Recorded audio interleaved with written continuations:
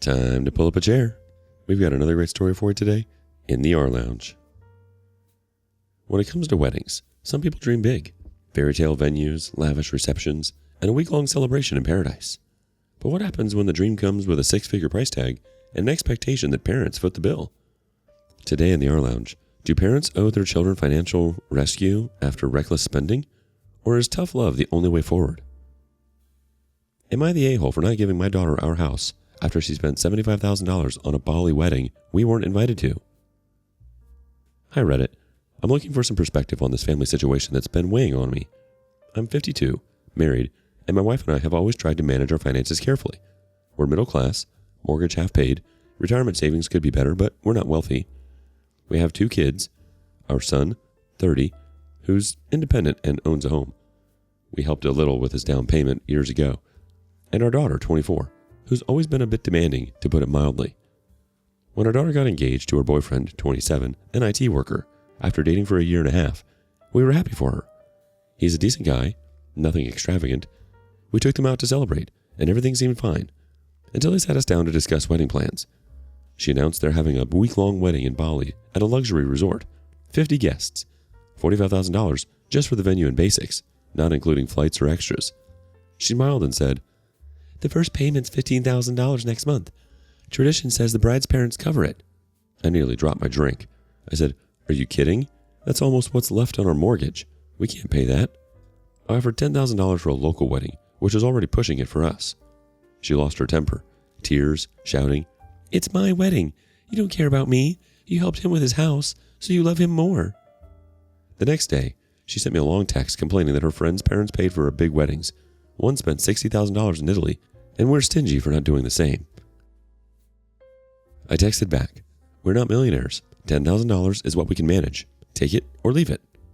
We tried meeting for lunch to talk it over, but she stormed out yelling, "You're ruining everything." After that, she stopped talking to us, posted vague things online about unsupportive family, and complained to relatives. My brother called and said I'm being too hard on her, and it's caused tension all around. She called my wife later, crying and bringing up those fancy weddings again, even threatening to elope and cut us off. My wife considered tapping our retirement funds, but I put my foot down. No, she's not putting us in debt. They took out loans for the Bali wedding anyway and sent us an invite, $3,000 to $5,000 per person for the week, on us. Ridiculous. Then my health took a turn. Unexpected hospital stay, bills piling up despite insurance. We told her about it. She texted, "Hope he's okay," then asked, "What's our gift?" Pretty cold. The medical costs left us no choice but to sell our house, 20 years there, where we raised the kids and planned to retire. It was tough but necessary. We booked affordable lodging for Bali to still attend, avoiding the resort prices. She found out and got upset. "You're embarrassing me. Everyone's staying at the resort and you're not?" I told her, "We can't pay for your dream week, plus flights and bills. This is what we can do." She said, "If you loved me, you'd sell stocks or something." I replied, "We don't have stocks, just debt and a life to keep going. Stop acting like we owe you this." She shot back, "Parents make sacrifices. My friend's parents remortgaged their house." I said, "That's their choice. We're not ruining ourselves for your pride." It escalated. She threatened to uninvite us if we didn't step up. I told her, "That's your decision, but don't expect us to plead." 2 weeks before the wedding, she texted, "Your weak effort will ruin my day. Just stay home." My wife was heartbroken. I was angry. I sent a $1,000 gift, down from $10,000 after her outburst and my bills. The wedding happened. We saw photos online from family. It looked over the top. After their honeymoon, they added 2 weeks in Thailand. They stopped contacting us. My brother said there's $75,000 in debt and renting a place they can't afford. My health got worse, more treatments, so we moved forward with selling the house. Our son helped us find a smaller place. Losing the home stung, but we had to survive. 3 months later, she showed up, acting friendly with coffee in hand, until she saw the "for sale" sign. "You're selling the house? Why didn't you tell me?" I said, "Medical bills and downsizing. It's happening." She complained, "I thought I'd inherit it. Give it to us, and you can stay until you don't need it." I laughed and said, "What, until I'm gone? No way. This is our safety net, not your solution." She pressed, "We're struggling with wedding debt. This would help." I told her, "You created that problem. Deal with it. We're not your bank." She left upset, saying we helped her brother but not her. He'd saved most of his down payment before my health issues. She told family we're selling their legacy to punish her for the wedding. Relatives called. I said, she's not telling the truth. Ask her about the $75,000 event we were excluded from. Our son supported us and it split the family. She showed up at the house inspection, complaining to buyers about a dispute. They bought it anyway. Her fiancé called, admitting she maxed out credit cards, quit her job, assuming he'd handle it, and thought we'd give in. Then she sent a fake legal document claiming rights to the house. My lawyer said it was nonsense, but it delayed the sale and cost us more. I'm finished with it. We're securing our future, and she's trying to pull us down with her selfish choices. No apology for cutting us out of the wedding, just more demands. My wife's conflicted. Our son thinks we should stop helping her. Am I the a-hole for not giving her the house or paying off her debt? How do I make it clear we're not her way out? You are absolutely not the a-hole here, OP. Your daughter's sense of entitlement is off the charts, and she seems to think that being a parent means being her personal ATM. You offered a generous amount for a wedding within your means, and she threw a tantrum because it didn't match the extravagant events her friends had. That's not financial responsibility. That's pure selfishness. You've already given her more than enough. It's time for her to grow up. Update 1. Bali wedding fallout. House sold, she's struggling, and I'm finished. Hello again, Reddit. Thanks for the advice last time. Here's what happened since. The house sale went through after her final attempt to interfere. It didn't work. We bought a condo, about a third the size of our old place, just right for my wife and me as we near retirement.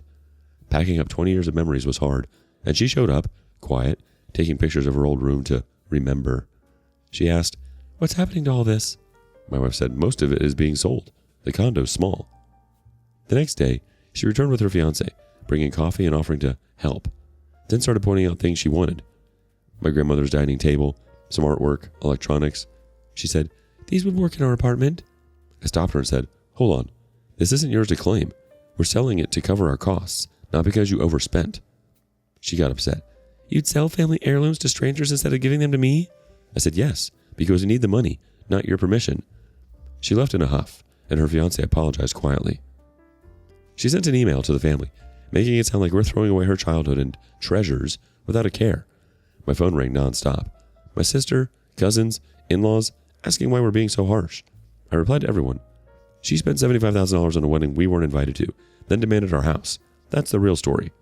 The call stopped. My brother suggested a family meeting, and I agreed to put this to rest. She arrived with a list. Art, furniture, my wife's jewelry. I didn't let her start. "You think you're entitled to this after uninviting us and trying to take our house? No. You made your choices. Live with them." She said, "You could have lived with us. I offered." I told her, "I'm not handing over my house so you can control it until I'm gone. That's absurd." My mother-in-law, who'd been softer on her, asked, "You expected them to give her their house and wait until they pass?" She faltered, "That's not what I meant." I said, "That's exactly what you meant. Stop pretending." She cried, accused us of turning against her, and left. Her fiancé apologized again. He called later, sounding exhausted. "She was sure you'd step in. Wedding, honeymoon, apartment, all counting on you giving in. We're in trouble. She quit her job and keeps spending." I told him, "She's wrong because I used to give in when she was younger. Not anymore. You need to either leave or figure it out." Then she showed up with a lawyer friend named Connor, a nervous law student. She said, "We hear about your legal duties." I told him, "You're not a lawyer. This is ridiculous. Leave before I report you." To her I said, "This is your last move. Try this again, and we're through." He left quickly. She broke down crying. I didn't soften. Tears don't change what happened. You've got 1 week to get your things, or they're gone. She's close to eviction. Loans are defaulting. Credit's ruined. I said, "We don't have money to give, but here's an offer. 3 debt counseling sessions, help finding a job, and a deposit on a cheap place if you get serious. Take it or sort it out yourself." She agreed reluctantly. She asked, "What about the house stuff?" I said, "Your personal items and a few mementos. Valuables are sold. That's it." Her fiancé thanked us for the chance. She started packing, asking for small things like a lamp and a shelf. She muttered, "Sorry about Connor. He's terrible at law school." Not a full apology, but something. She's looking for work, and they found an affordable place. Our son hosted a dinner, the first in a year. We're moving to the condo soon. It's bittersweet, but my stress is lower. She texted, "Dinner before we move?" I replied, "We'll see. Prove you're committed.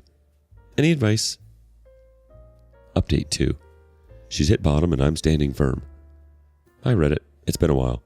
Thanks for the encouragement. Here's my latest. My daughter, 24, and her husband's situation fell apart. They were evicted last month after missing rent 3 times. No leniency from this landlord. They've been staying at his parents' 2-bedroom condo, sleeping on a pull-out sofa. His mother told my wife it's miserable. She doesn't help out, expects to be taken care of while he works double shifts to chip away at their debt. She's not looking for a job, turning down anything she considers beneath her. Their debt keeps growing. His mother called us, fed up. She grumbles about our basic groceries and TV package. She doesn't get her own situation. We just finalized our condo purchase. Small, suits us. When she stopped by, "This is it? It's so small," she said, looking around. I replied, "Yes, because we're not bankrolling your expectations. It's ours. Accept it." She said, "You should have gotten a 3-bedroom so we could stay. His parents' place is awful." I laughed and said, "You think we'd buy a home for you after all this? You're not moving in. End of story." She started crying. "You'd let me end up homeless?" I told her, "You're on a sofa because you chose a $75,000 wedding over reality. I'm not feeling guilty. You need to face this." My wife added, "Find jobs and a place." She left, upset, repeating we never loved her and favor her brother. 2 days later, her husband came by alone, worn out, tired eyes. "I'm working 2 jobs, barely sleeping, and she wants more loans for a new start. She says you'll give in. Is that true?" I said, "I used to when she was a kid. It was easier than arguing. Not now. We can't, and I won't. You're letting her drag you down. Stop it, or you're finished." I gave him contacts for a counselor, a bankruptcy lawyer, and resume help. "This is your responsibility, not ours." My wife made him eat. He looked hungry. He asked, "Can we all meet?" I said, "Okay, but don't expect much." We met Sunday. Our son came too. I laid it out. We've got limited funds, medical bills, and no room for freeloaders. Our son said, "I worked hard for years to buy my house." We offered counseling and job help, no cash, a 6-month plan to get on her feet, and no contact until they sort themselves out. She cried, "You're abandoning me?"